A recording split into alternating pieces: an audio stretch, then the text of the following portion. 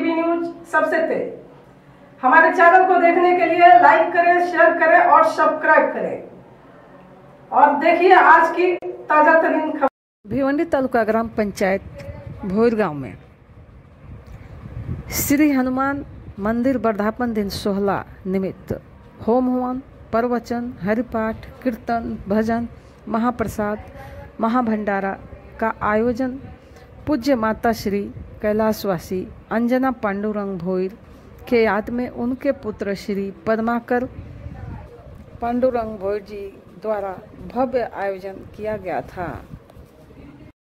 और हम आपको बता दें कि कथावाचक सौभाग्यवती रोहिणी ताई प्रांजे को विशेष तौर पर उन्हें बुलाया गया था पुणे से, और वो बहुत ही अच्छी कथावाचक हैं, जहाँ पे उन्हें सुन करके लोग मोहित हो चुके थे।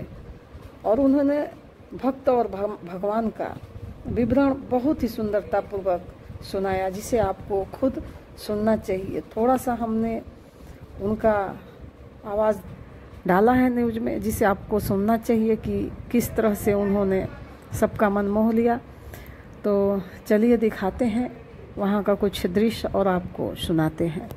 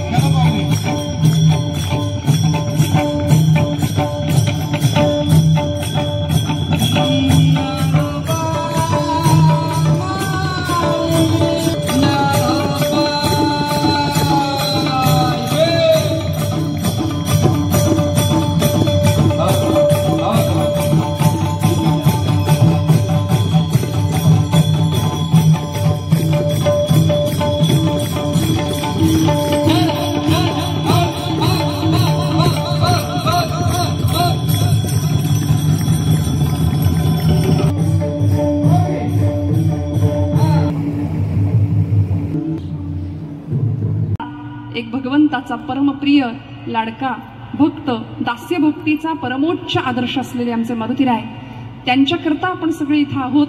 मारुतीरायांच्या, हनुमंतरायांच्या तपपूर्ती गेल्या वर्षी पूर्ण झाली आणि यंदा 13वा वर्धापन दिन, या वर्धापन दिनाच्या औचित्याने आयोजित असलेला हा एकदिवसीय कीर्तनाचा अत्यंत सुंदर असा सोहळा.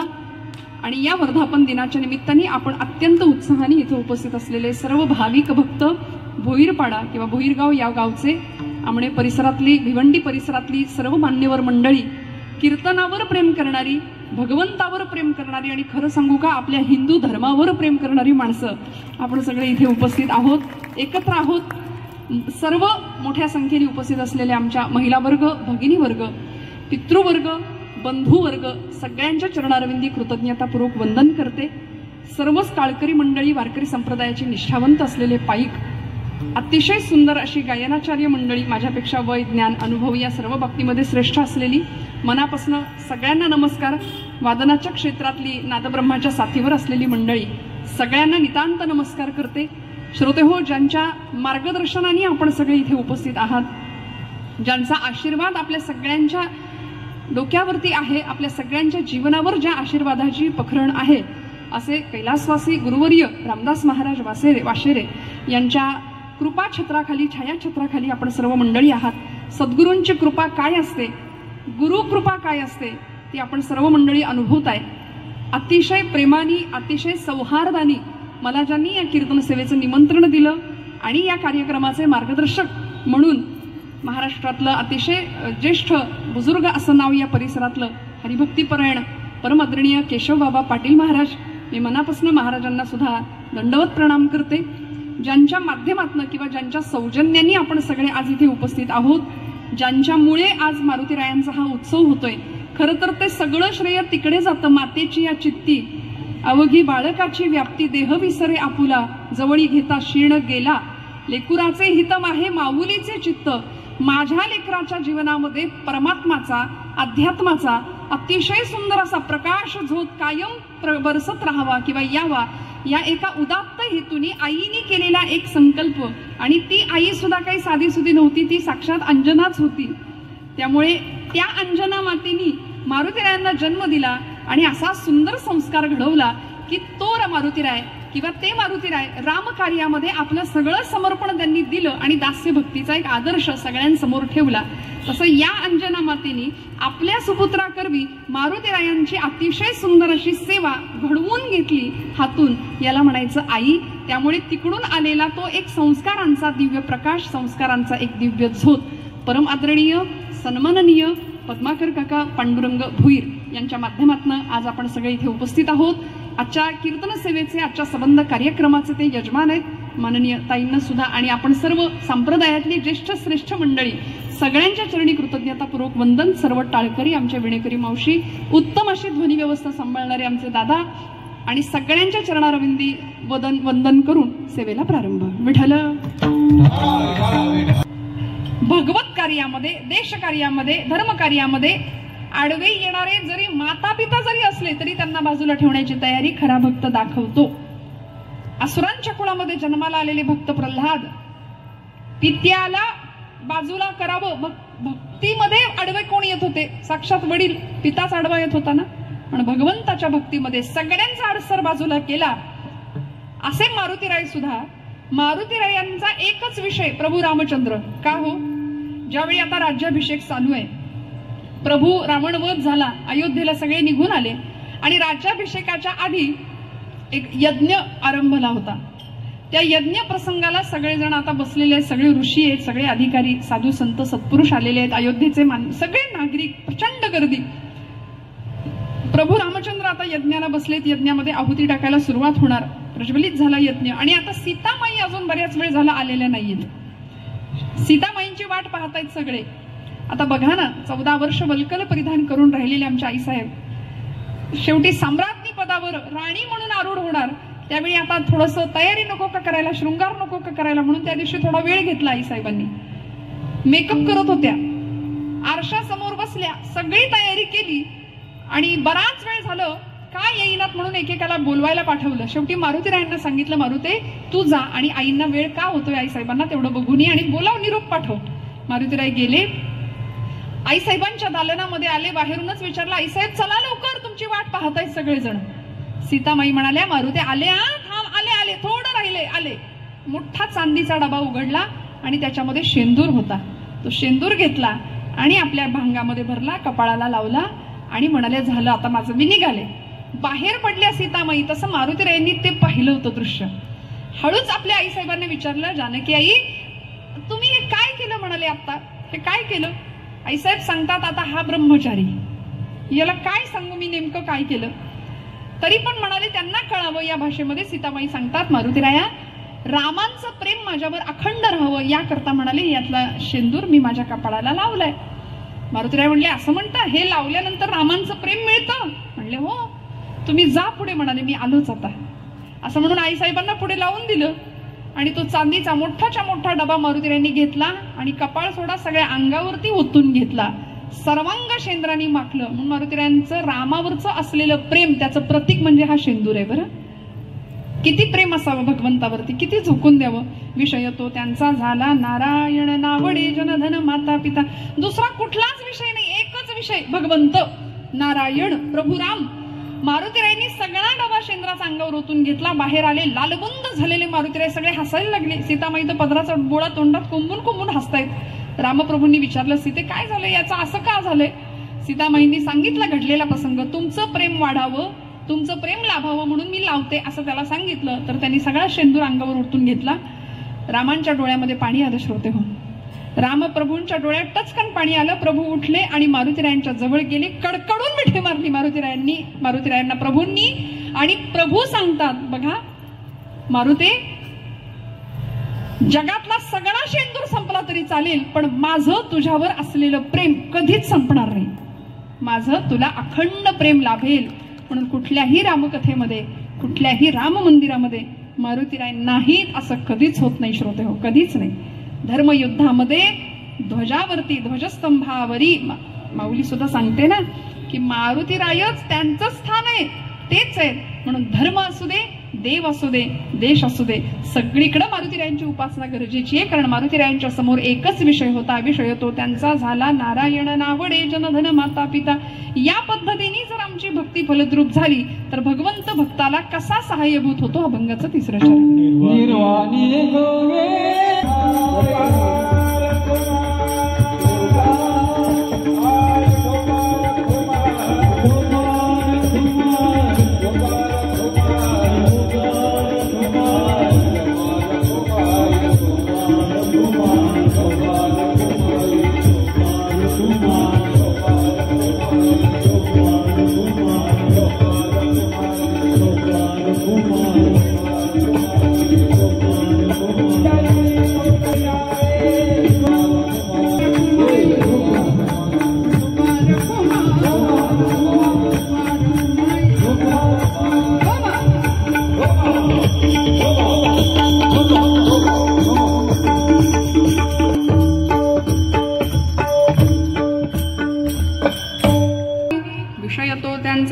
नावडे जनधन माता पिता.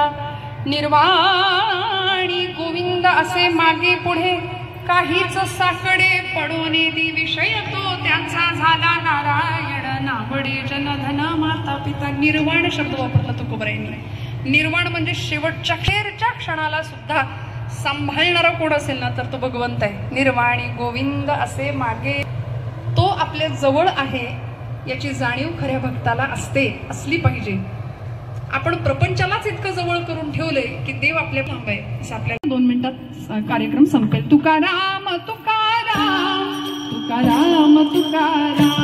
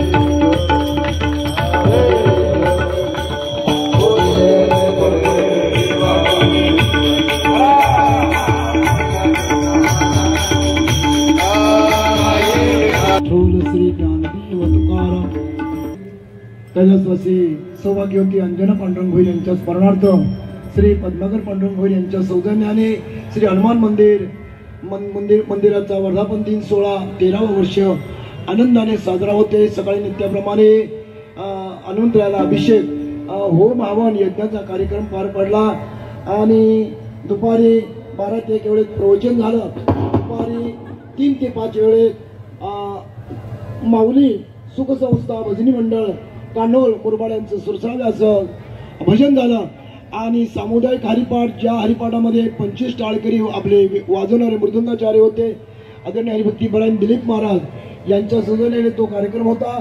तोही कार्यक्रम पार पडला आणि आताच आपल्यासमोर यांची कीर्तनरूपी सेवा केली ही परांजपे पुणे यांचं सुंदर असं भक्त आयुष्य दाना जो देवदास याच्यावर सुसराव्याचं कीर्तन झालेलं आहे। ग्रामस्थांच्या वतीनं, यजमानांच्या वतीनं त्यांचा हार्दिक आभार। सर्वांना भोजनाची व्यवस्था आहे।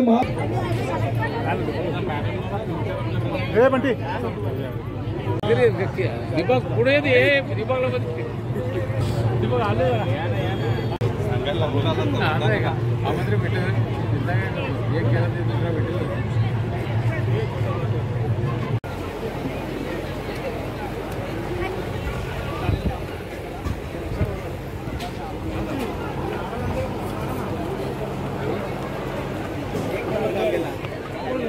अरे बाबा